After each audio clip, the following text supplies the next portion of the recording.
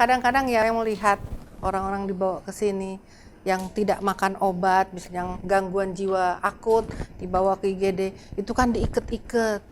Carikan formulasinya bagaimana melihat rumah sakit ini bukan hanya sekedar rumah sakit ODGJ saja, tapi bahwa orang kena narkoba kalau dia pemakai, apalagi keluarganya misalnya dengan sukarela memberitahukan kepada pihak berwajib, itu tidak boleh dihukum. Pertama kita sudah melampaui, kita bisa melewati rumah sakit ini sebagai rumah sakit pendidikan, baru beberapa hari yang lalu ada keputusan dari Kementerian Kesehatan bahwa rumah sakit ini sebagai rumah sakit pendidikan. Assalamualaikum warahmatullahi wabarakatuh. Waalaikumsalam warahmatullahi wabarakatuh. Selamat pagi, salam sejahtera untuk kita semua. Tabib pun. Ya pun. Satu-satunya rumah sakit jiwa di Provinsi Lampung, peran rumah sakit jiwa daerah Lampung ini sangat penting. Bukan hanya menjadi rujukan utama penderita masalah kejiwaan, para calon kepala daerah, anggota legislatif, juga melewati tahapan seleksi dari rumah sakit ini. Karena itu, pelayanan, fasilitas, dan SDM rumah sakit ini haruslah mumpuni. Seperti apa kondisi rumah sakit jiwa daerah Provinsi Lampung? Saya, Donald Haris Sihotang, akan memandu acara ini, menemani pemirsa selama 45 menit ke depan bersama Komisi 5 DPRD Provinsi Lampung dalam program Komisi 5 DPRD Lampung Menyapa. Bersama saya sudah hadir 4 narasumber yang kompeten, narasumber yang luar biasa. Pertama, Ketua Komisi 5 DPRD Provinsi Lampung, Haji Yanwar Irawan SEMM. Apa kabar Pak Yanwar? Sehat Pak, sehat Sehat alhamdulillah. ya, alhamdulillah. Kemudian narasumber yang kedua, juga anggota Komisi 5 DPRD Provinsi Lampung, Bapak Denny Ribowo SE. ya, Assalamualaikum, Tabib pun. Waalaikumsalam. Kemudian narasumber yang ketiga, Direktur Rumah Sakit Jiwa Daerah Provinsi Lampung, Ibu Dr. Nuyen Mutia Fitri Mars. Tabib pun. Ya pun. Kemudian narasumber yang terakhir, Dr. Tendri Septa SPKZ. Apa kabar Pak Teddy?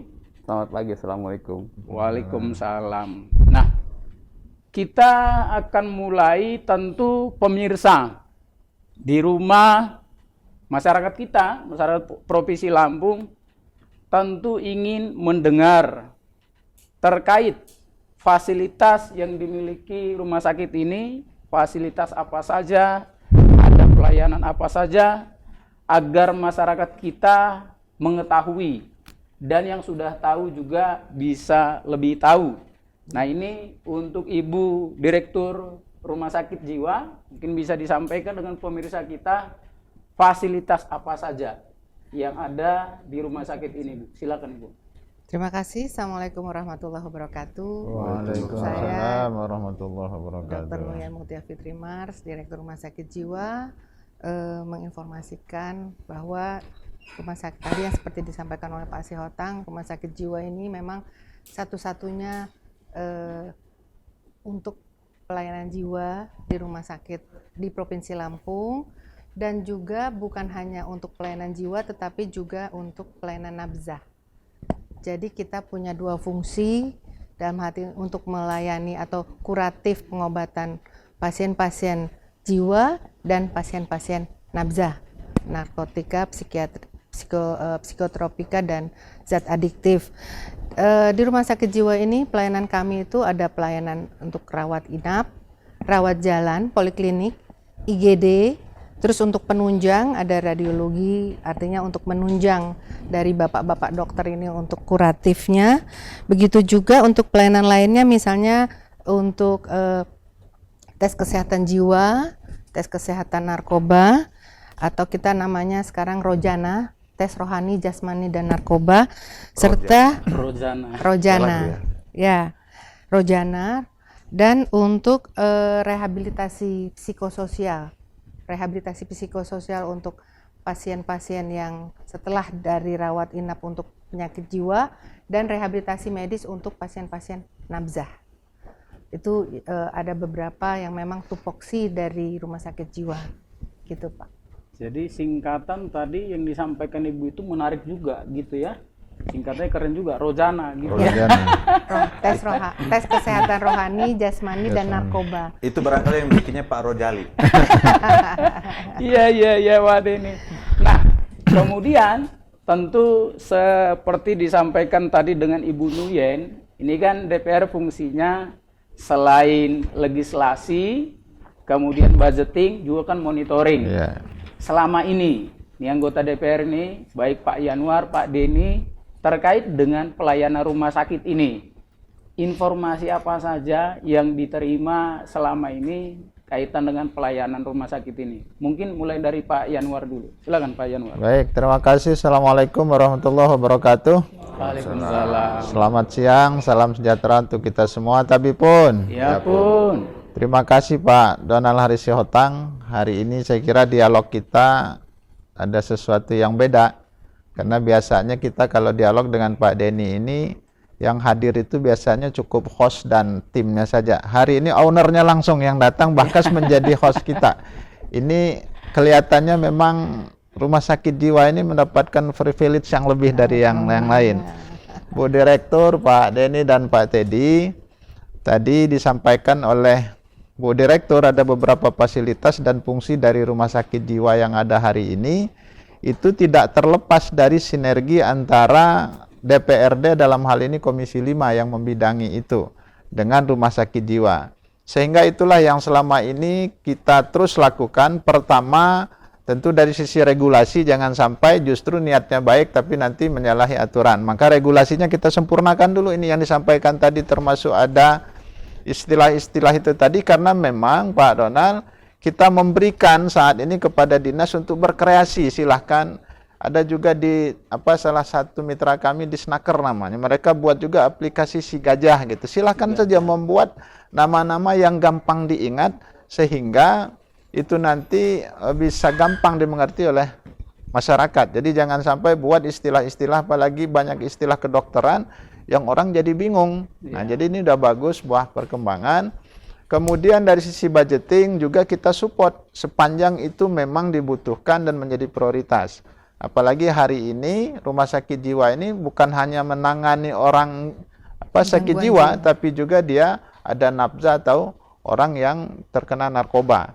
Karena sesuai dengan Perda nomor 1 tahun 2019 Pak Donald, bahwa orang kena narkoba kalau dia pemakai, apalagi keluarganya misalnya dengan sukarela memberitahukan kepada pihak berwajib, itu tidak boleh dihukum, tapi dia berikan semacam pembinaan atau pengobatan, direhabilitasi. Nah, jadi itu yang hari ini juga memang perda itu sering kami sampaikan.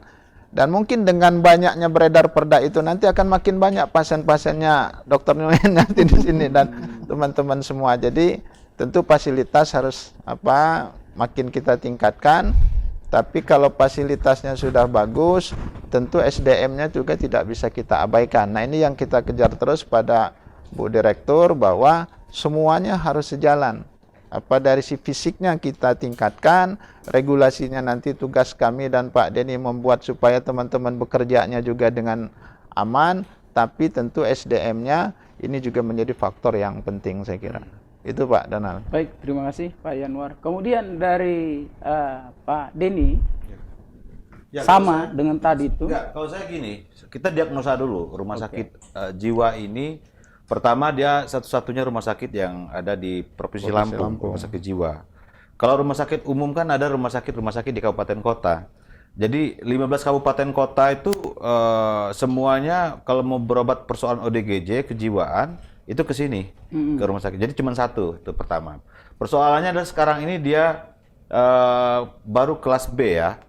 Kelas B, terus belum akreditasi purna. Nah, berarti ketika sekarang ini sudah dia menjadi sebuah rumah sakit yang menjadi rujukan gitu, dia harus di-upgrade lagi, baik akreditasinya, baru nanti mengikuti fasilitas dan lain-lainnya. Itu yang pertama. Yang kedua, banyak sekali keluhan terhadap masyarakat, terutama yang mau berobat. Saya mau ngobatin anak saya, tapi gimana saya nggak punya BPJS? Saya nggak punya BPJS. Kemudian ada BPJS ternyata nggak bisa mengcover itu. Karena ada permen ya. Permen itu bahwa BPJS hanya yang dibayar pemerintah yang bisa mengcover ODGJ yang bisa berobat di sini. Nah, sebelum kita mulai dialog ini, kami dipertontonkan ada aplikasi Sikawan. Nah, ini menjawab yang nomor 2 persoalannya. Nah, tinggal yang menjawab persoalan nomor yang pertama tadi yang harus kita pecahkan bersama di sini. Nah, artinya ketika dia harus mengupgrade statusnya menjadi rumah sakit ya tipe A, kelas A, kemudian dia Paripurna. A, Akreditasi paripurna. akreditasi paripurna, maka semuanya harus di-upgrade kan. Rumah sakit ini bahkan jangan-jangan rumah sakit ini juga menopang kesehatan masyarakat kita sekeliling sini. Misal ada yang sakit, barangkali ada polinya ya, poli umum kan? Ada poli umum juga di situ. Bukan hanya ODGJ atau NAPSA saja sebetulnya. Nah, ini yang menurut saya yang harus kita carikan formulasinya. Nah, makanya saya sepakat dengan Pak Ketua tadi, persoalan fasilitas ini berarti kan Pak Ketua sudah bicara anggaran. Berarti Pak Ketua kita dari DPR punya misi, punya visi menjadikan rumah sakit ini menjadi sebuah kebanggaan. Menjadi rumah sakit ini menjadi sebuah rumah sakit yang bisa menerima rujukan bahkan se Sumatera. Untungnya apa untuk Provinsi Lampung? Tapi tetap berdoa pasiennya jangan banyak-banyak. Jangan. Nggak boleh juga kan bikin iklan. Ada ODGJ, silakan hubungi kami. Nggak boleh. Nah, artinya dalam kondisi yang masyarakat yang seperti sekarang ini, baik ekonomi ataupun yang mempengaruhi jiwa masyarakat, gangguan jiwa masyarakat, maka di sini juga punya potensi untuk mengumpulkan pendapatan daerah sebetulnya. Nah, provinsi saya pikir nggak ada ruginya ketika menjadikan rumah sakit jiwa yang satu-satunya ini. Kemudian di Lampung ini ada rehabilitas pecandu psikotropika itu di Kalianda dan di sini. Iya. Nah, ini menurut saya yang perlu kita carikan formulasinya, bagaimana melihat rumah sakit ini bukan hanya sekedar rumah sakit ODGJ saja, tapi ada beberapa konten core bisnisnya di situ. Melalui BLUD kan, ada klinik kesehatan untuk umum, ada bahkan kemarin kalau ada yang mau tes rapid test segala macam bisa di sini juga, ya kan? Ada juga yang misalnya ada pecandu narkoba yang harus diobati di sini bisa di sini juga. Nah, juga jadi selama ini mungkin masyarakat taunya di luar sana bahwa rumah sakit jiwa mindsetnya ini hanya rumah sakit jiwa. Iya, gitu kan. Rumah sakit korban wanita, laki-lakinya jadinya gangguan jiwa. Ya, gitu kira-kira gitu, Bang. Nah, kemudian gini, ini kan namanya anggota DPR ini kan tempatnya mengadu para masyarakat sebagai wakil rakyat di gedung DPR. Selama ini ada laporan atau pengaduan apa saja yang pernah diterima terkait dengan pelayanan rumah sakit ini dari Pak Yanwar? Ya, saya kira banyak, tapi alhamdulillah ya akhir ini makin ke sini, yaitu yang saya bilang kita makin berbenah. Apalagi kan sekarang ini mulai kita coba misalnya tugas fungsinya masing-masing, misalnya kalau ada orang gila kan selama ini tiba-tiba langsung ODGJ ketua. Iya, ODGJ ya. Ya, ODGJ nah itu. Nggak boleh orang gila. Orang gila ya. Jadi istilahnya udah berubah. ODGJ, orang dengan gangguan jiwa gitu ya, orang lebih dengan lebih halus gitu ya. Ya. Tapi saya kira fungsinya yang penting kan gitu ya. Iya. Karena itu ada juga dari kewenangan dinas sosial. Ya, kemudian dinas kesehatan dan tadi kata Pak Denny kalau bisa memang supaya orang tidak lagi banyak birokrasi yang dilalui sehingga nanti akan kita coba. Karena memang keluhan-keluhan itu seperti itu, dan kalau bicara BPJS memang orang gila ini jarang yang mau ngurus BPJS, bahkan nggak ada BPJS itu yang masalahnya, sehingga pasti jadi problem terus selama ini jadi problem. Kemudian selama ini juga problem tentu di anggaran. Nah, jadi ini yang masih kita coba terus bagaimana peningkatan supaya orang ke sini ini yang tadinya kalau dia misalnya ODGJ-nya itu ada ada tripnya misalnya 70, dia jadi hilang. Jadi jangan sampai ke sini dia masuk itu cuma baru 40, nyampe sini jadi 80, dia nambah gila kan gitu, ini kan repot. Ya, yang sering saya sampaikan sama teman-teman juga, kalau kita RDP itu justru hati-hati, jangan sampai kita ngerawat orang gila supaya sembuh, yang ngerawat juga pening ikut-ikutan juga nanti kan gitu.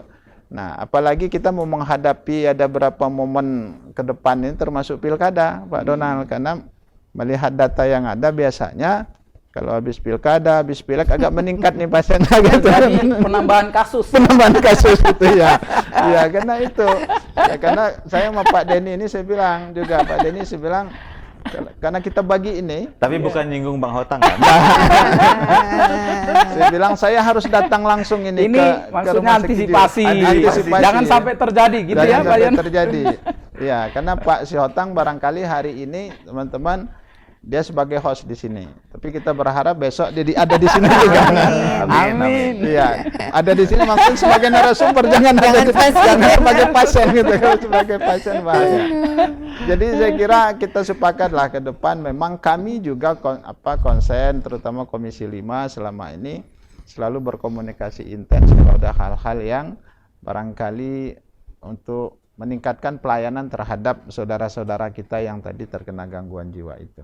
Iya, iya. Nah, ini kalau dengan Pak Denny, ada nggak yang pernah laporan terkait dengan pelayanan rumah sakit jiwa ini? Ya, persoalan pelayanan masyarakat nggak bisa berobat, itu aja. Nggak punya duit, nggak punya BPJS. Oke. Itu yang saya pernah beberapa kali, bahkan dengan Pak Ansori, Pak Dirut dulu, dengan Bu Nuyen, saya sampaikan gimana solusinya ini.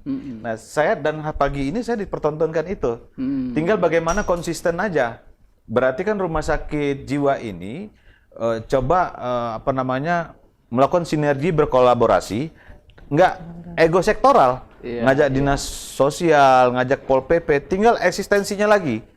Jangan sampai nanti biasanya kan sering kita lihat nih di jalanan banyak ODGJ yang berkeliaran. Nah, nanti lempar-lemparan, dinas sosial provinsi bilang itu kota, ranahnya kota. Nah, lempar-lemparan. Nah, kita nggak bicara begitu. Nah, kemudian tadi Bu Dirut bilang ada sosok ODGJ yang pernah dirawat di sini, wanita, kemudian dia sehat. Nah, setelah sehat, mau kemana gitu? Iya, iya. Mau ditaruh di mana gitu kan? Apa mau tetap di sini gabung lagi? Nanti itu yang disampaikan oleh Pak Ketua tadi. Jangan-jangan nambah lagi nanti, gitu kan? Stresor baru. Iya, jadi ya menurut saya beberapa hal yang menjadi keluhan yang pernah kita sampaikan ke rumah sakit jiwa sudah terjawab. Cuman kemarin itu kita melihat bahwa rumah sakit jiwa ini memang harus menjadi sebuah sumber pendapatan daerah juga dengan cara dan menurut saya dengan melakukan upgrade baik gedung. Kalau Pak Prapto justru lebih ekstrim lagi, bangun gedung baru lagi. Nah, gitu kan? Bangun gedung baru lagi di kota baru, kalau bisa pindah. Karena potensi gitu loh. Rumah sakit jiwa ini bisa mendatangkan pendapatan untuk daerah gitu. Nah, selain itu juga selain sarana dan prasarana, infrastruktur, kemudian SDM-nya. Kalau nggak salah kalau Dokter Tandri ini andalan di sini nih.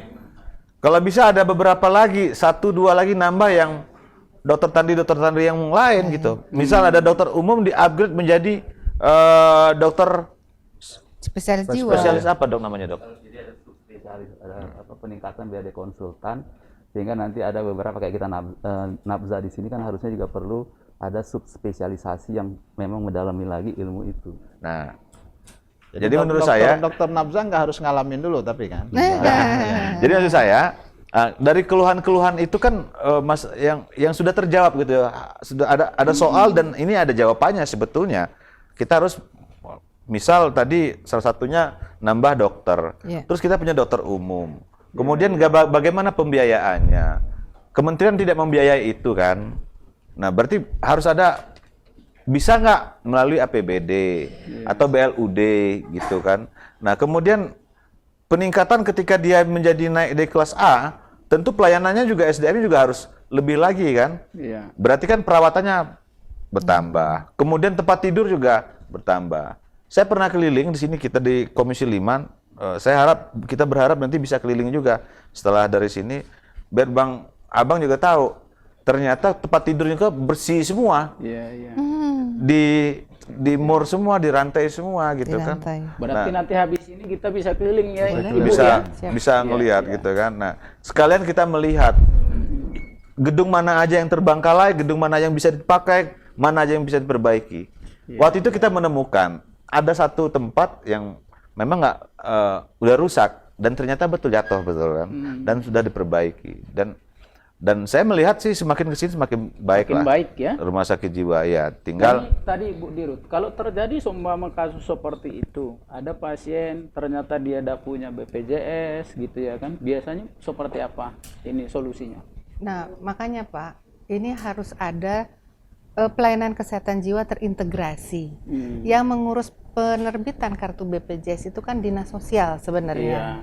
Dinas sosial dengan dinas kesehatan. Kami di sini hanya sebagai pengobatan. Jadi itu terjadi karena memang pengurusan BPJS mungkin sulit, dianggap sulit. Karena tidak ada korelasi seperti itu. Tapi kalau misalkan dinas sosial yang gercep sebenarnya itu akan cepat, karena memang di Undang-Undang Dasar kita kan pasal 33 itu kan anak dengan orang-orang terlantar kan memang menjadi Dipelihara tanggung jawab oleh negara. negara. Nah, jadi banyak yang takut, tidak, memang Pak, kalau misalkan pakai umum itu obat-obatan jiwa itu sangat mahal. Sangat mahal. Jadi memang harus Obat-obatnya ada mahal ya? harus ada pengampu. Nah, di sini kadang BPJS itu harus cepat gitu loh. Nah, makanya mungkin dengan tadi yang saya tampilkan, kalau itu ide kalau si kawan terintegrasi di 15 kabupaten kota, itu mungkin yang di Pasung pun bisa jadi teratasi, yang orang-orang yang meresahkan masyarakat juga bisa teratasi, karena penyakit jiwa itu sama seperti penyakit lain, Pak. Dia itu kalau diketahuin dengan dini itu normal kembali, tapi memang seperti orang sakit jantung, sakit kencing manis, itu dia makan obat terus. Nah, kalau misalkan dia pakai BPJS kan dia bisa ke sini ambil obat, dia akan tertangani, tidak kumat lagi gitu loh gangguan jiwanya.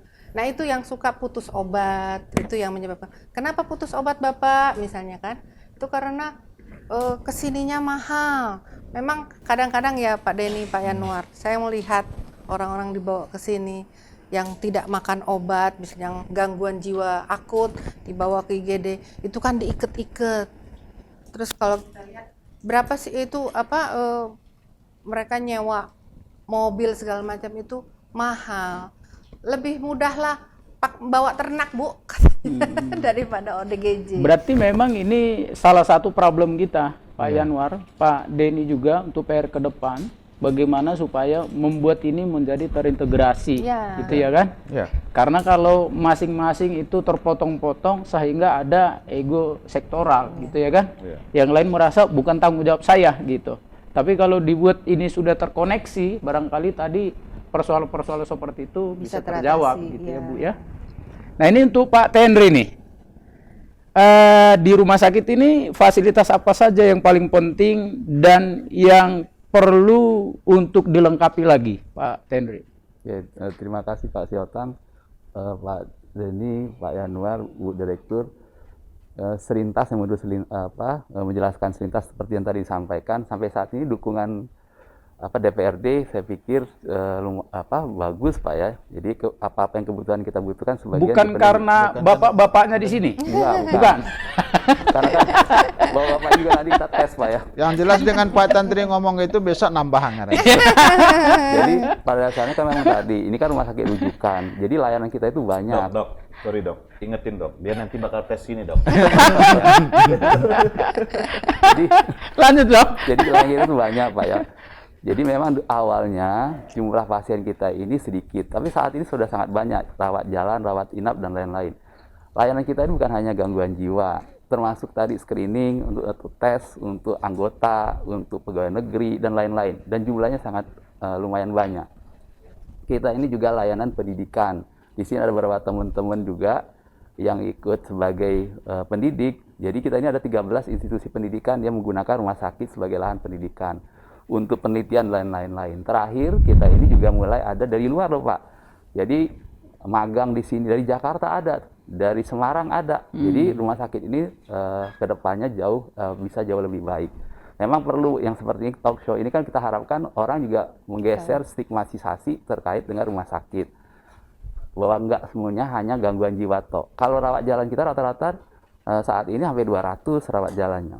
Nah, ada beberapa hal mungkin kebetulan. Yang rawat jalan, sorry Pak Teddy, sampai 200? Ya 200 rawat jalan, bisa sampai 200 gitu. Oke, teknisnya itu seperti apa Pak Tendre? Nah, jadi kalau yang pasien rawat jalan, kan kita ini sekarang sudah sebagian sudah mulai pakai pakai online Pak ya. Jadi pendaftaran dan segala macam kita ukur, didaftarkan, dia menggunakan online, kita bisa tentukan berapa lama dia mendapatkan layanan sampai dia mendapatkan obat. Nah, karena memang jumlahnya banyak, tadi kita juga tahu bahwa sebagian jauh sehingga dia juga harus segera pulang. Karena kan kalau enggak kan dia sampai bisa terlalu malam. Jadi layanan kita itu kita buka dengan jumlah yang polinya cukup banyak. Nah, kita ini sampai saat ini memang poli kita yang terpisah itu poli rawat jalan yang di poli rawat jalan untuk gangguan jiwa secara umum, kemudian ada untuk narkoba. Jadi kita pisahkan. Nah, memang kalau rawat inap sampai saat ini kan kita coba mengakselerasi agar jumlahnya makin lama makin banyak. Nah, memang ada beberapa mungkin kebutuhan karena seperti yang tadi di depan untuk peningkatan kualitas. Karena memang target kita ini seperti apa yang direncanakan Bu Direktur. Pertama, kita sudah melampaui, kita bisa melewati rumah sakit ini sebagai rumah sakit pendidikan. Baru beberapa hari yang lalu ada keputusan dari Kementerian Kesehatan bahwa rumah sakit ini sebagai rumah sakit pendidikan. Nah, kita juga merencanakan seperti juga tadi Pak Denny sampaikan, kita ingin agar dia bisa meningkat jadi rumah sakit tipe A. Nah, memang ada beberapa yang memang kita butuhkan ke depan kalau dia tipe A, SDM-nya juga, kemudian terkait juga dengan pelatihan-pelatihan sehingga dia bisa ke A. Memang kalau dia A sangat banyak Pak keuntungannya. Pertama terkait dengan bentuk layanan sendiri. Kemudian income rumah sakit juga jadi lebih meningkat. Kalau dia tipe A tadi, kalau misalkan terkait dengan keinginan agar ada masukan untuk Pemda. Nah, kemudian terkait dengan ke depan, kita ini kira-kira awal tahun depan, kita ini akreditasi untuk pelayanan. Nah, itu yang memang agak lebih nggak mudah. Nah, kita mungkin perlu dukungan dari Komisi 5 juga mungkin untuk anggaran untuk akreditasi tersebut. Nah, juga ada tambahan, ini kan sampai saat ini kebetulan nanti kalau Bapak lihat, kita ada pasien yang tadi yang sampai disampaikan, pasien tersebut bukan penduduk Lampung ini, jadi penduduk dari Sumatera Barat Pak ya. Jadi pas ada gangguan gelisah di jalan, kemudian dibawa oleh polisi, jadi penegak hukum kita rawat sampai saat ini, benar-benar sudah bagus, kalau Bapak lihat sangat baik. Nah, memang kesulitannya adalah mengembalikan yang bersangkutan ini setelahnya kemana. Seperti tadi yang disampaikan oleh Bu Direktur, kita tuh kan rencanakan nanti kalau dia terintegrasi, kita harapkan nanti ada tempat untuk dia dikembalikan. Sampai saat ini kita tidak menolak kalau ada kasus seperti tadi. Nah, memang juga mungkin usulan juga untuk dari Komisi 5 terkait dengan obat-obatan yang kita butuhkan kalau ada kasus-kasus seperti tadi Pak ya. Karena sampai saat ini kan kalau untuk kasus seperti itu, obat kita ini kan digunakan terukur terutama untuk pasien BPJS dan lain-lain. Nah, untuk kasus yang seperti ini kan kita butuh lebih Pak ya mungkin untuk terkait dengan obat-obatan itu. Nah, kemudian untuk narkoba. Jadi mungkin nanti Bu Direktur bisa jelaskan lebih panjang. Kita juga butuh agar yang nanti ke depan rehabilitasi itu kan ada sebagian tidak mampu membiayai. Sebagian memang dibiayai oleh Kementerian Kesehatan. Nah, sampai saat ini memang Pemda membiayai, tapi jumlahnya dibandingkan jumlah yang akan ke depan itu pasti akan lebih banyak sehingga kita nggak mencukupi. Nah, itu mungkin kesulitan nanti ke depan bagaimana pembiayaan. Oke, Dok, kalau seumpama yang untuk treatment untuk perawatan ODGJ itu butuh berapa lama sampai dia kemudian bisa kembali normal, dan apakah memang bisa betul-betul dia normal gitu? Oke, jadi sebagian besar gangguan jiwa, ada memang gangguan jiwa tertentu, kita nyebutnya contoh Pak, yang ada namanya schizofrenia hiperfrenik, memang agak ilmiah sedikit. Itu walaupun kita intervensi, dia pasti akan ada sisa gejala, tapi kan jumlahnya sangat Nggak bisa sedikit. 100% ya? Nggak bisa. Kalau yang tadi, yang Ada diagnosis kasus tadi lain, ya, kasus. tapi kan jumlahnya sangat sedikit. Dikit tapi Yang lain sebagian besar Normal. bisa. Jadi sebagian besar bisa kita kembalikan. Nanti Bapak lihat saya sampaikan yang tadi, yang pasien yang tadinya sangat gelisah, yang sekarang sangat bagus, itu ada di ruangan. Jadi rata-rata waktunya itu kita 2 sampai 3 minggu. 3 minggu pengobatan, dia sudah perawatan. Bisa, ya, 2 sampai 3 minggu pasien tersebut bisa kita pulangkan. Oke. Jadi kan kita ini pada saat merawat inapkan tersebut kan memang awalnya pada saat dia sangat gelisah, kita butuh beberapa hari sampai dia bisa berkomunikasi dengan keluarga. Tapi setelah itu bagus, benar-benar bagus, kembali fungsinya seperti tapi memang harus semula. makan obat terus tapi Iya. Kalau dihitung dari sisi pembiayaan, satu pasien itu bisa menghabiskan biaya berapa, Dok? Jadi kalau BPJS itu sendiri kan dia mengkalkulasi, Pak ya. Jadi kita kalau dia pasien BPJS, oleh BPJS itu sudah ditentukan berapa biaya yang dibayarkan. Jadi walaupun kita lama atau sebentar, tetap dia tentukan Segitulah biayanya. pembiayaannya. Jadi ada BPJS itu menghitung. Nah, ini rumah sakit kan tipe B. Nanti pada tipe A dia biayanya beda. Jadi Lebih naik. keuntungan kita kalau naik tipe, naik juga pembiayaannya. Jadi kita Iya. biaya yang kita dapatkan juga berubah, Pak. Yaitu sekitar 4 sampai 5 juta, tergantung diagnosis penyakitnya.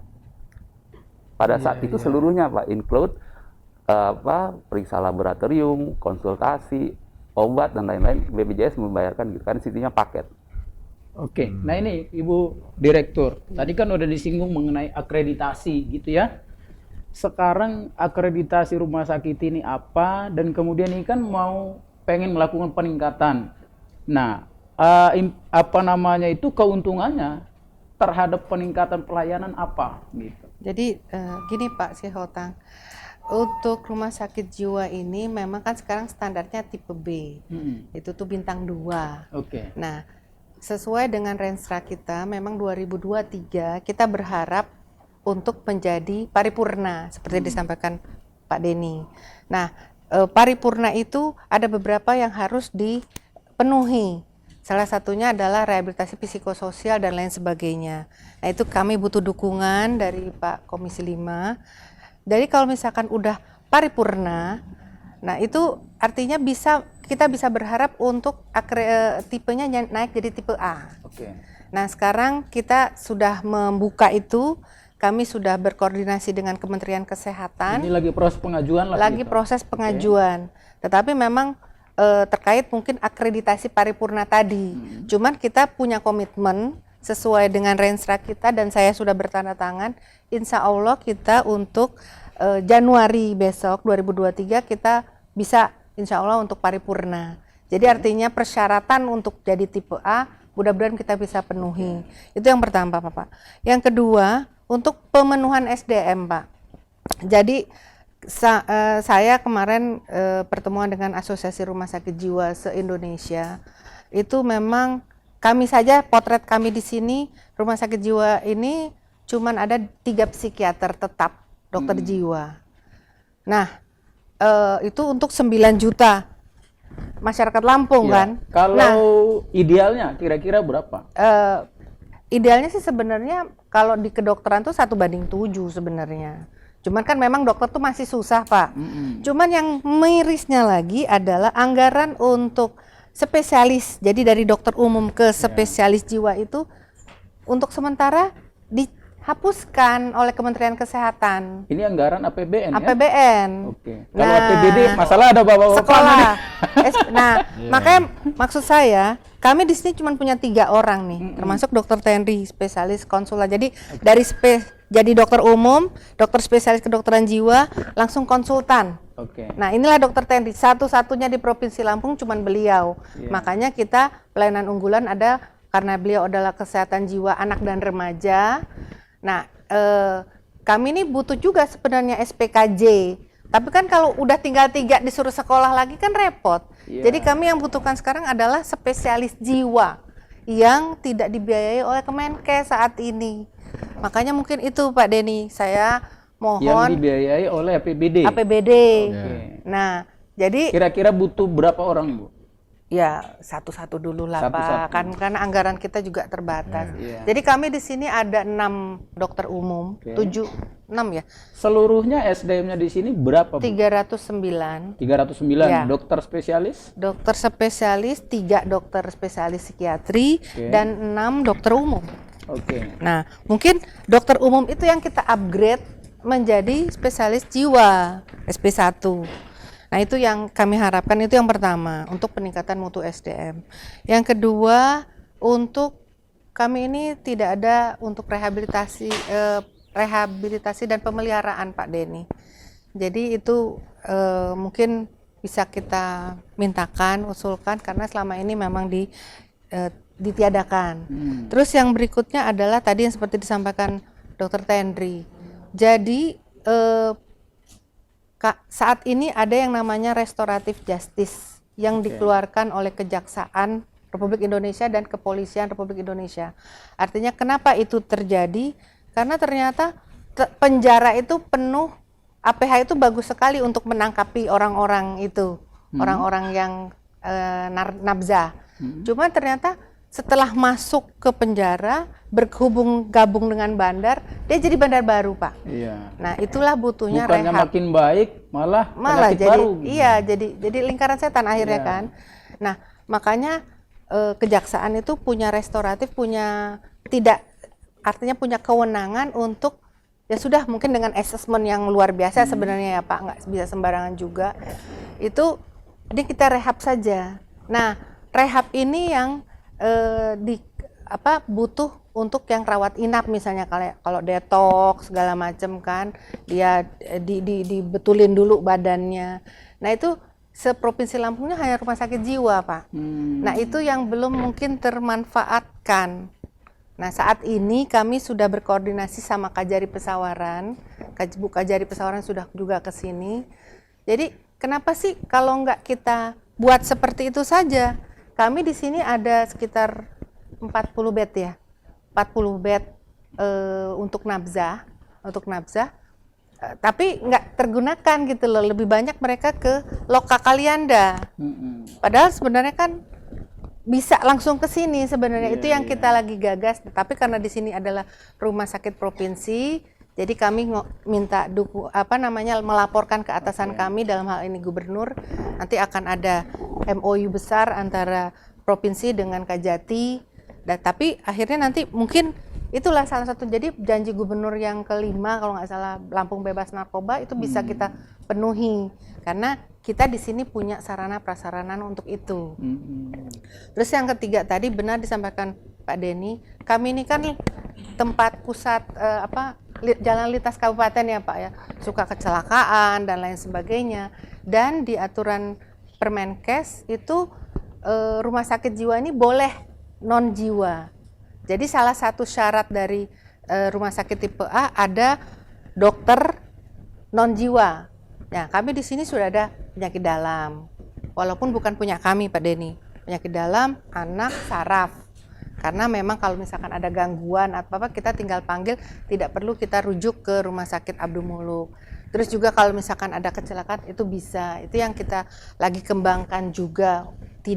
Tapi tidak menghapuskan dari tupoksi kami untuk merawat orang-orang gangguan jiwa dan nabzah. Untuk peningkatan syarat administrasi untuk peningkatan status, itu syarat administrasinya sudah terpenuhi, gitu ya Bu ya? Ya, ada beberapa tapi yang belum terpenuhi tadi. Oke, mungkin bisa ditanggapi Pak Yanwar? Iya, pertama saya kira dari sekian banyak tadi yang disampaikan, saya sih berharap bahwa ini tidak hanya sekedar jadi jargon, termasuk tadi aplikasi Sikawannya, tentu ini harus diimplikasikan secara nyata di lapangan. Pertama tentu fasilitas untuk menjadi akreditasi A itu tadi kan harus ditingkatkan, termasuk pelayanan-pelayanan publiknya. Ini menjadi PR kita juga. Kemudian barangkali yang bisa kita realisasikan dan dalam waktu yang cepat Bu Direktur, karena ini memang tadi disampaikan ini sangat dibutuhkan.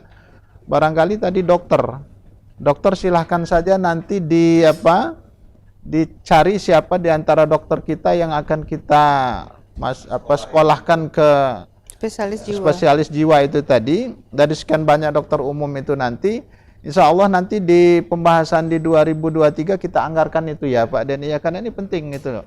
Kita anggarkan untuk 1 orang dokter supaya disekolahkan oleh pemerintah daerah untuk dalam rangka pemenuhan kebutuhan kita di sini.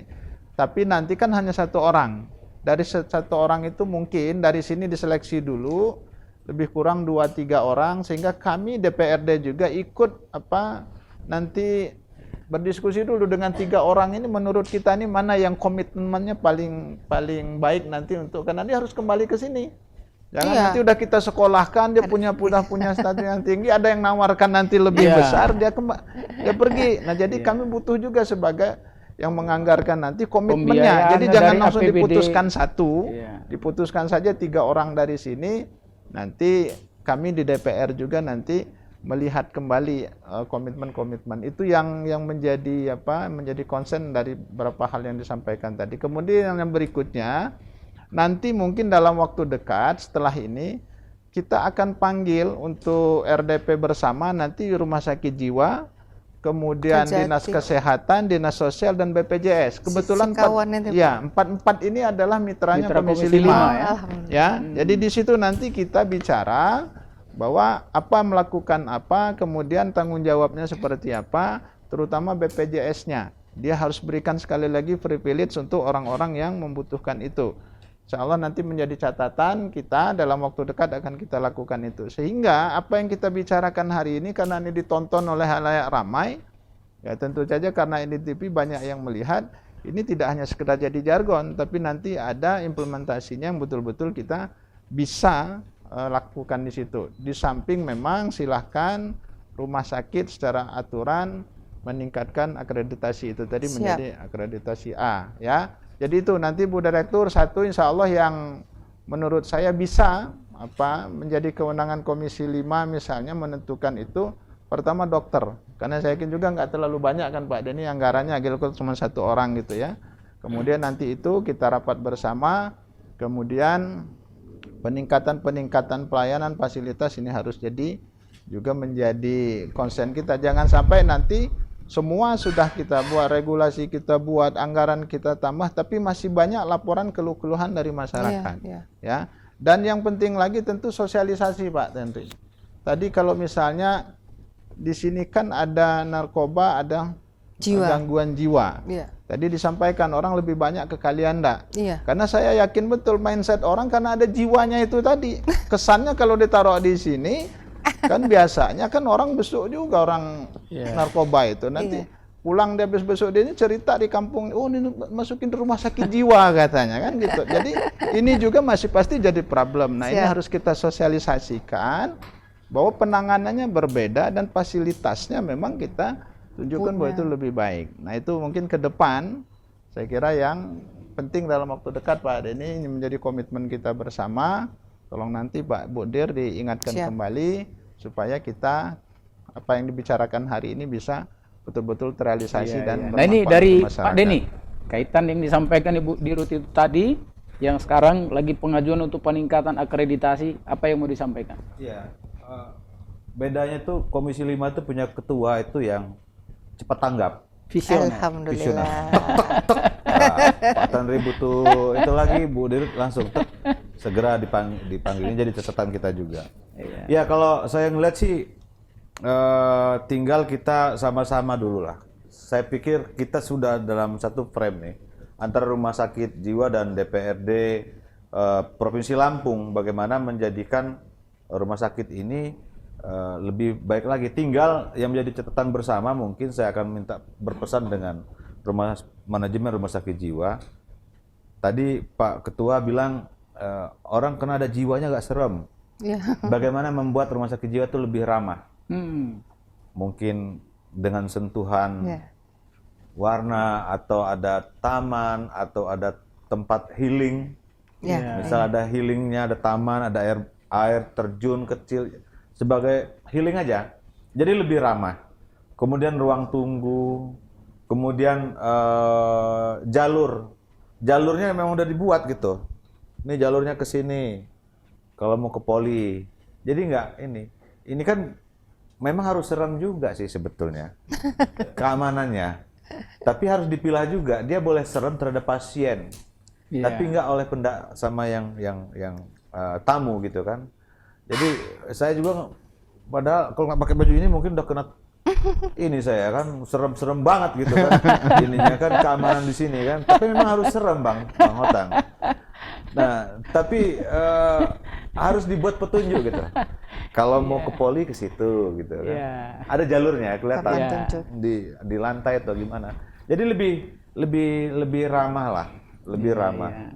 Jadi kesannya biar nggak angker gitu ya. Iya, jadi orang enak rumah sakit Iya, itu, iya, rumah iya, sakit iya. jiwa. Tapi kalau terlalu enak bahaya juga. Ya Ibu Enggak, Dirut belum ya. lama. Gak pulang Ada orang betah nanti gitu ya kan. Iya. Nah Pak Tenri, kaitan dengan tadi disampaikan peningkatan apa namanya akreditasi. Peningkatan Nah kelas. mungkin ya SDM, fasilitas apa saja yang kira-kira perlu ada perhatian khusus ini untuk disampaikan dengan DPR ini Pak Tenri. Oke. Jadi kalau kebetulan Bapak-bapak dari Komisi 5 hadir, memang akreditasi paripurna itu dibandingkan tahun sebelumnya kita 2018 terakhir Pak ya, biaya yang dikeluarkan memang lumayan besar. Baik itu untuk pelatihan-pelatihan, yang kedua adalah persiapan penunjang untuk latihan untuk sarana tersebut. Itu yang pertama. Yang kedua, memang sudah ada akreditasi itu kebaikannya untuk pasien itu sendiri sebenarnya kan. Tujuan utama akreditasi itu adalah meningkatkan mutu pelayanan ke pasien, kemudian ke keluarga dan ke yang lain. Jadi tujuannya baik. Nah tapi terkait anggaran, contoh saja Pak ya, pada saat mereka berkunjung itu anggaran untuk mereka sendiri akreditasi itu besar, puluhan juta Pak ya. Nah kemudian ada pelatihan-pelatihan yang harus kami penuhi pada saat mereka nanti menilai. Nah kita Oktober, November ini ada beberapa pelatihan. Salah satu contoh aja tadi kami diskusi dengan teman-teman. Ada pelatihan misalkan kayak triase yang baru terakhir aja. Yang memang harus ada, itu dana yang dibutuhkan memang besar. Baru satu pelatihan itu sampai 15-18 juta ya kalau nggak salah Mas Satrio ya. Nah, dan lain-lain. Jadi kita benar-benar harus menghitung anggaran agar pelatihan itu dipenuhi, karena itu salah satu syarat. Nah, kemudian ada beberapa yang juga mereka minta penuhi terkait dengan ruang rawat inap dan lain-lain. Nah, sebagian kami coba untuk penuhi, tapi mungkin kalau memungkinkan, mungkin kita akan komunikasikan, kita hitung lagi cukup apa enggak nanti anggaran tersebut. Berarti poinnya butuh dukungan anggaran Ya. gitu ya Pak ya, di perubahan atau APBD murni 2023? Kalau perubahan kan sudah lewat. Perubahan udah lewat. Nah, jadi Itu 15 juta itu berapa orang Pak pelatihannya? Jadi contoh satu aja Iya. Pak ya. Jadi misalkan pelatihan, ini barusan tadi aja kita diskusi, pelatihan untuk triase dan penanggulangan bencana. Dan ada lagi screening. Itu kita gabung saja, kalau kita pakai narasumber dari luar, tadi kan kita komunikasikan, itu butuh dana hanya satu itu aja 18 juta. Belum nanti ada pelatihan-pelatihan lain. Yang mahal narasumbernya, peralatannya itu.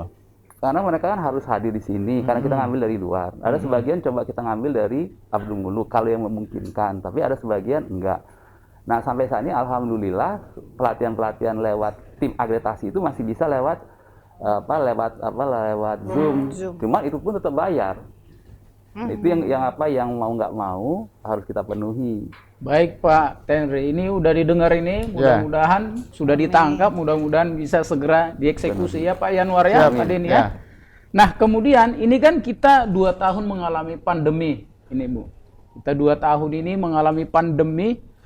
Apakah selama pandemi ini terjadi peningkatan kasus ini? Gimana Ibu Dirut? Saya. Ya. Jadi selama pandemi ini memang semuanya, kalau misalnya saya nggak tahu ya Bu Pak. Dulu bor itu artinya jumlah kunjungan, rawat inap itu banyak ya Dokter Tenri. Nah tapi mungkin dengan pandemi ini orang juga malas barangkali, merasa beban gitu akhirnya. Karena pengobatannya lewat online aja enggak? Jadi tapi yang saya tahu sih berkurang. yang saya amati coba ini. Peningkatan anak yang terkena gangguan kejiwaannya pasca pandemi itu lebih tinggi. Ya, untuk Bener ya, Dok? anak-anak. Akibat HP itu ya. Ya, jadi ada beberapa Pak ya. Jadi ada dua memang pada saat COVID kita kan jaga sekali. Kita juga menyediakan walaupun mungkin nggak maksimal pada saat pada COVID kemarin Pak ya. Jadi kita kebetulan nggak terlalu banyak pasiennya karena kan pasiennya memang sudah diisolasi dari awal ya. Paling keluarganya yang malah yang kena atau bahkan kita malah petugasnya yang kena. Jadi kalau pada dasarnya pasiennya yang sudah dirawat inapkan, alhamdulillah nggak terlalu banyak yang kena COVID waktu COVID Pak ya. Nah memang setelah 1 tahun selanjutnya kasus yang anak itu terutama karena memang dia di rumah saja, jadi adiksi internet, jadi penggunaan internet itu mulai menjadi masalah. Biasanya datang itu dengan gangguan perilaku pada anak ya, yang paling sering, yang pada dasarnya karena penggunaan internet tadi. Kemudian ada gangguan belajar dan lain-lain. Nah, Oke, jadi kesimpulannya akibat pandemi COVID-19 ini terjadi grafik ini naik gitu, ya dok ya? Untuk kasus naiknya anak, berapa persen? Jadi kalau kita bahkan ada yang sampai kita rawat inap anak dengan adiksi internet tadi, karena dia perubahan perilaku dan nggak mau sekolah setelahnya. Tapi kalau yang dirawat inap karena kita juga sangat selektif, kita punya rawat inap untuk anak sangat selektif karena kita nggak semua.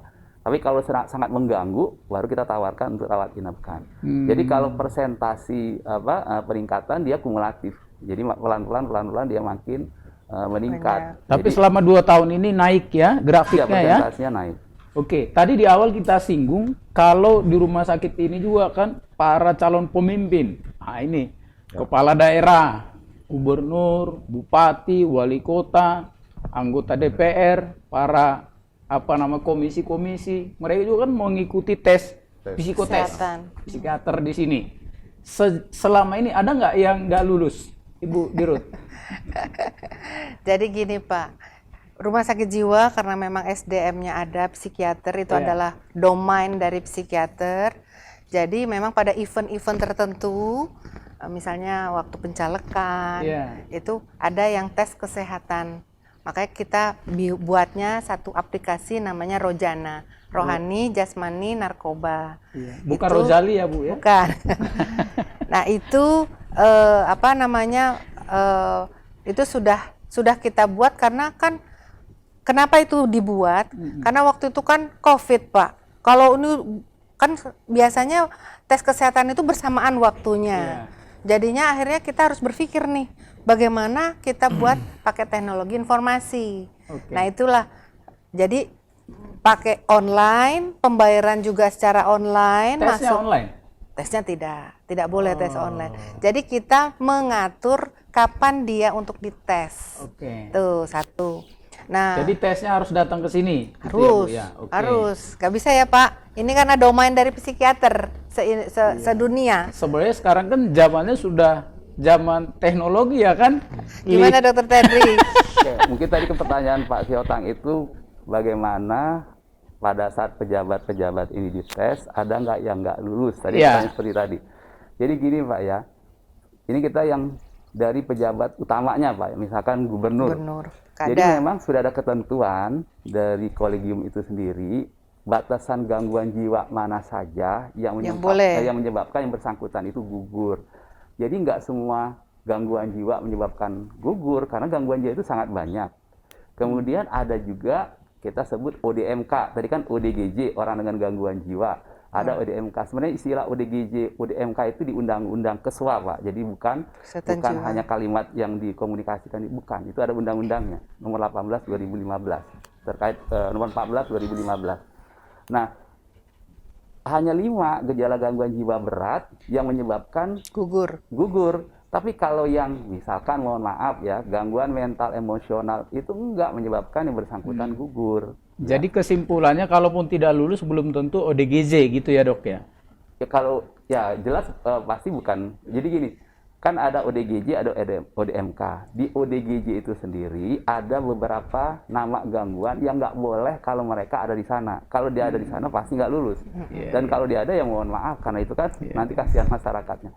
Nah yang gangguan jiwa berat nggak ada sampai saat ini. Kalau pengalaman ini Pak Yanwar, Pak Denny yang sudah beberapa kali tes, ya kan? Gimana pengalamannya? Kalau saya itu punya gangguan jiwa sebetulnya. Saya takut naik pesawat, bisa nggak? Fobi. Sebenarnya masuk Pak. Jadi Fobia. Itu fobia namanya. Ya, fobia itu gangguan jiwa. Fobi, Tapi Pak. dia lulus, Pak. Ya, Kemarin tes. Oh, ya. gangguan jiwa berat. Kalau yang enggak, Jadi sebenarnya apa namanya? Walaupun kita sehat walafiat, ketika tes itu Bang, Pasti ada.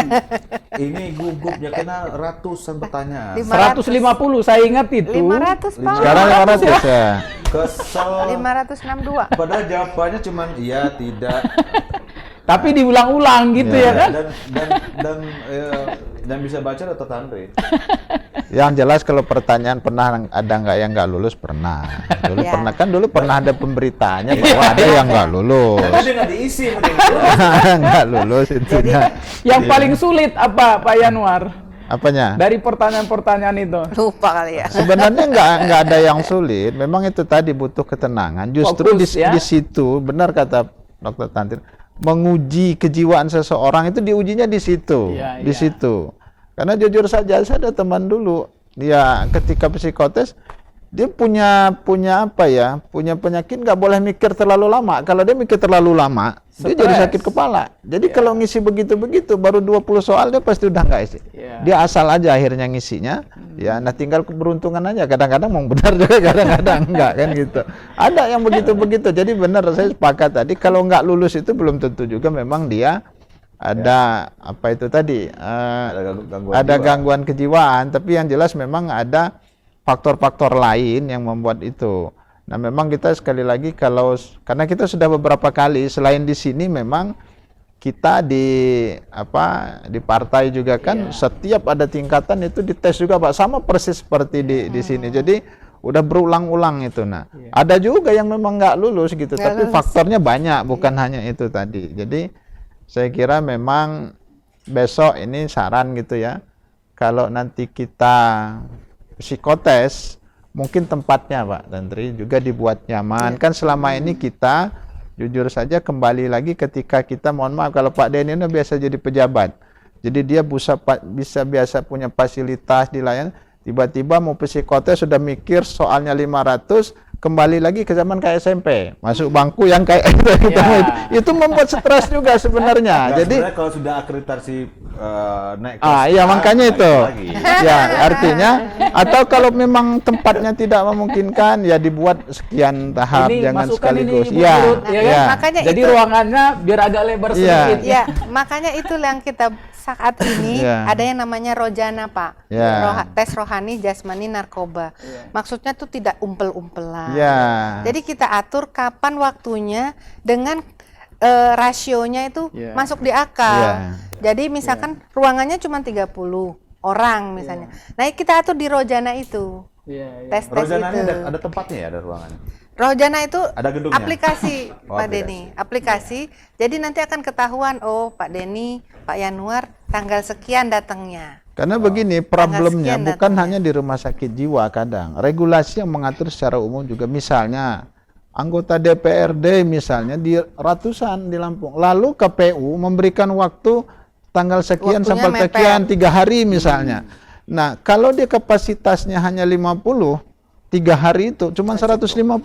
Kalau dia calonnya 800 Pak, ini problem juga gitu. Artinya nanti perlu juga kita tahu dari DPR ini berapa sih fasilitas setiap tes itu dan yang kedua tes yang memungkinkan. Tadi misalnya agak nyaman sedikit, sehingga nanti bisa kita berikan kepada Komisi 1 untuk juga menjadi rujukan ketika misalnya KPU menentukan itu berapa banyak sih calon anggota DPRD provinsi kabupaten itu nanti, lalu disesuaikan dengan regulasi-regulasi yang akan kita hadapi tahapannya, termasuk rumah sakit. Kan di rumah sakit juga sama, di rumah sakit jiwa kan gitu. Saya di rumah sakit misalnya, contoh terutama kepala daerah, itu harus cek jantung. Ya, treadmillnya cuma 2 Pak. Yang nunggu udah banyak betul, ya kan? Yang nunggu udah banyak betul. Nah, jujur saja pegawai kita belum tentu punya ketenangan berpikir, bersikap yang sama. Lalu dia baru megang satu, yang satunya sudah, oh cepatan itu udah jadi gupek. Saya perhatikan betul beberapa kali di Rumah Sakit Abdul Muluk, saya bilang ini bahaya gitu loh. Bahayanya takut ada yang ketukar, ada yang akhirnya kenapa? Karena supaya meminimalisir persoalan, udahlah kita anggap lulus saja semua kan jadi betul. Bayangin treatmentnya 2 Pak. Yang mau dites itu, apalagi kalau kepala daerah kan rata-rata incumbent, ya rata-rata incumbent. 3 udah nunggu duduk di situ, yang 2 lagi jalan di treadmill. Begitu saya perhatikan betul itu. Jadi ini nanti ke depan, terutama di tempat kita yang paling banyak ya, karena nanti psikotes ini syarat wajib, syarat wajib Pak. Nanti jadi rujukan kita juga. Tolong kita dimintai data berapa banyak fasilitas yang memungkinkan kita untuk tes itu dalam waktu yang sesuai dengan regulasi yang ada, lalu kemudian dicocokkan di sini. Ini sebagai masukan ini, Dirut, karena sebentar lagi nih sudah mau menghadapi tahun pemilu. Ya, tahapannya. Kenapa saya sampaikan begini di depan sini? Karena saya tuh Pak Syotang besok pasti ikut dia. Itu masalahnya. Saya udah 2 kali tes. Udah 2 kali tes. Sebenarnya seperti tadi Bapak yang sampaikan, memang akan lebih nyaman kalau ada meja 1, tempat duduk 1.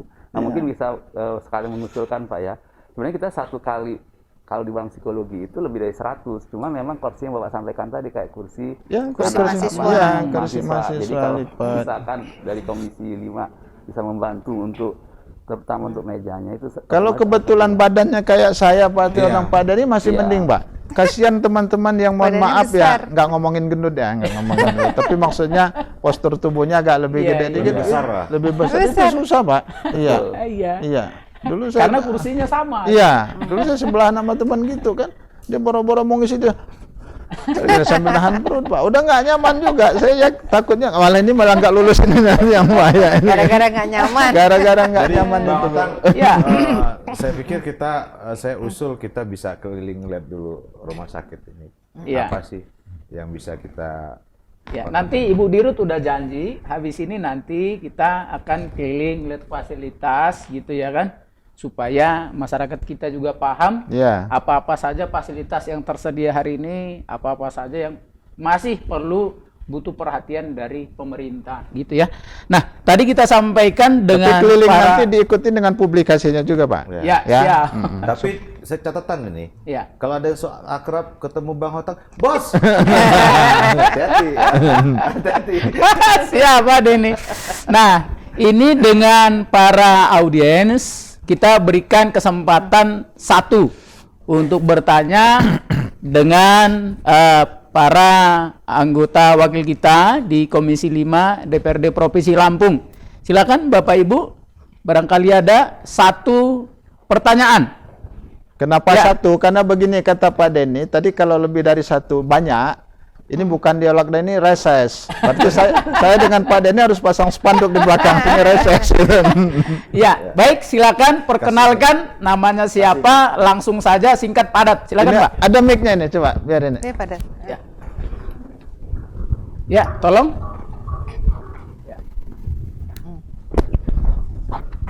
Ini pas psikotes sebulan sama Andika. Susah benar Mas. Perkenalkan nama saya Artuto, saya dari petugas rawat inap rumah sakit jiwa. Pertanyaannya Pak, singkat saja Pak. Di rumah sakit jiwa ini tenaga perawat itu masih banyak, beberapa 20% adalah tenaga PLOD. Nah, tenaga PLOD itu masih berperan aktif di rumah sakit jiwa, sangat mendukung. Nah, harapan mereka peranan aktif itu berharap untuk dijadikan P3K atau ASN. OTKS ya? Iya. Selama ini mereka berharap sih supaya sementara untuk PPHL atau kita mau pemerintah. Nah, di samping dari peran yang aktif itu, gimana kebijakan dari Pak anggota Dewan untuk memperjuangkan hal tersebut? Terima kasih. Baik, langsung saja Pak Yanwar. Ya, terima kasih Mas informasinya. Itu yang saya bilang juga ini menjadi masukan buat kita. Tolong juga didata nanti Bu Direktur, karena memang hari ini kan sedang dibuat juga regulasinya. Rencana 2023 itu nggak ada lagi tenaga PTHL. Dia semua P3K. Nah, informasi regulasi yang sampai hari ini kita lihat bahwa P3K itu sama tanggung jawab dan haknya dengan SN, hanya saja dia nggak dapat pensiun. Ya, itu bedanya. Yang lainnya sama. Nah, tapi kalau masih ada tenaga kita yang seperti disampaikan tadi, ini masih ada waktu, silakan. Nanti coba kita akan akomodir bahwa ini dimasukkan kalau memang kuotanya masih memungkinkan, itu kita anggap sudah masuk dalam datanya yang P3K itu tadi. Ya, secepatnya mungkin itu. Nah, karena di pembahasan 2023 ya baru akan kami lakukan bulan-bulan ini. Ya. Silakan nanti Bu Dirut Sudah ya. ya Pak ya? Atau Pak Denny ada yang mau ditambahkan? Cukup. Cukup? Baik, karena memang diskusi kita ini diskusi yang luar biasa, tapi karena waktunya terbatas, tadi kita sampaikan 45 menit, sementara sudah dikasih tahu sudah sampai 1 jam. Tidak terasa, kita sampai pada penghujung. Nah, dimulai dari Pak Tendri dulu, closing statement, singkat, padat, silakan Pak. Jadi terima kasih, kita sendiri ke depan ingin meningkatkan rumah sakit jiwa ini menjadi rumah sakit yang bukan hanya jiwa, tapi menjadi juga layanan-layanan lain untuk terkait dengan kesehatan jiwa dengan beberapa keunggulan-keunggulan. Seperti tadi kita ingin targetkan agar kita bisa menjadi rumah sakit tipe A dan kita bisa akreditasi paripurna. Itu saja. Baik, Pak Denny. Pemirsa Kupas Tuntas TV dimanapun berada, bila ada keluarga masyarakat atau keluarga pemilih tetangga yang mengalami gangguan kejiwaan, antarkan saja di Rumah Sakit Jiwa Provinsi Lampung karena pelayanannya cukup baik. Baik, Pak Yanwar. Baik, terima kasih. Saya kira dari semua yang kita bicarakan hari ini, endingnya bahwa ini nanti bisa kita implementasikan secara konkret, secara nyata, bukan hanya sekedar cukup dialog ini, tapi tentu ini butuh sinergisitas di antara semua stakeholder, terutama yang hadir pada siang hari ini. Jadi intinya implementasi dari pembicaraan kita hari ini, kami sebagai Komisi 5 yang menjadi mitra dari Rumah Sakit Jiwa akan segera menindaklanjuti tentu sepanjang memang regulasi dan aturannya memungkinkan. Terima kasih. Ya, Ibu Dirut. Terima kasih kepada Pak Denny maupun Pak Yanwar, dan tadi dukungannya luar biasa. Jadi memang saya yang berharap ini tidak jadi jargon saja si kawan ini, karena memang kayaknya disitulah problemnya. Itu yang pertama. Yang kedua, support untuk kami menjadikan rumah sakit jiwa ini menjadi pusat rujukan jiwa. Juga tolong disupport dengan kami tidak hanya nabzah, tetapi juga tidak hanya jiwa, juga nabzah tadi. Jadi kami nanti akan koordinasi dengan Kajari yang tentang penanganan restoratif justice tadi. Terus yang ketiga juga supportnya untuk peningkatan kelas rumah sakit jiwa ini menjadi tipe A, karena ternyata banyak sekali keuntungan kalau kita menjadi rumah sakit tipe A. Terima kasih. Baik, terima kasih 4 narasumber saya luar biasa. Pemirsa Kupas Televisi dimanapun berada, demikian tadi diskusi kami bersama 4 narasumber dari Komisi 5 DPRD Provinsi Lampung dan juga dari Rumah Sakit Jiwa Daerah Provinsi Lampung. Mudah-mudahan diskusi kita hari ini memberikan tambahan wawasan bagi kita semua, sehingga wawasan kita bertambah dan kita berharap pelayanan rumah sakit ini ke depan akan semakin baik lagi. Saya Donald Haris Sihotang pamit undur diri. Kita ketemu lagi di talkshow berikutnya dengan narasumber tentunya yang inspiratif dan luar biasa. Sekian dan terima kasih.